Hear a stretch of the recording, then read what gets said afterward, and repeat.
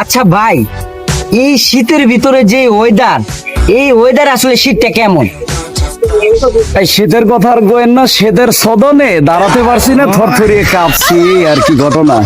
আচ্ছা ভাই, আপনি তো গাড়ি চালান, তাহলে এই যে গাড়ি চালায় এই যে এখনকার অটো গাড়ি যেগুলো আছে আর এই যে মুরব্বি, এদের ভিতরে আসলে পার্থক্যটা কি? দুটোটাই একই, রাস্তার মাঝখান দিয়ে হাঁটে, দুইটার একটাও চাপে না, এই আর কি অবস্থা। তো ভাই আমার বড় মনে ছোট্ট করে একটা প্রশ্ন আছে, এটা হচ্ছে এখনকার যে অটো গাড়িগুলো আছে এগুলার পিছে যখন পড়েন আসলে তা আপনার কি মনে হয় আসলে?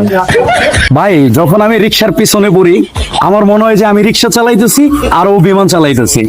বিমান হইবো না, এটা হইবো এখনকার টেসলা যদি থাকে বাংলাদেশে, ওরাই আছে একমাত্র। এখন দুঃখের চোটে মনে হয় এই গাড়ি চালান বাদ দিয়ে খেতে যায় ধান বুইনা খাইয়া। আচ্ছা, আমি তো গাড়ির বিষয়টা পুরো ক্লিয়ার হইলাম, এখন হচ্ছে মানে মুরব্বির বিষয়টা আসলে কি, এটা যদি কন একটু ক্লিয়ার হয়ে যায়। ভাই মুরব্বীদের দশা হইলো রাস্তার মাঝখান দিয়ে তো হাঁটতেছে, ওনারা আবার তাকাই দেখি যে কি গাড়ি আসে, ওই গাড়ির মাপ অনুসারে একটু সাইড দেয়, এর থেকে বেশি দেয় না। এই আর। একদম ভাই ঠিক কথা কইছেন ভাই, আমার মনের কথা কইছেন।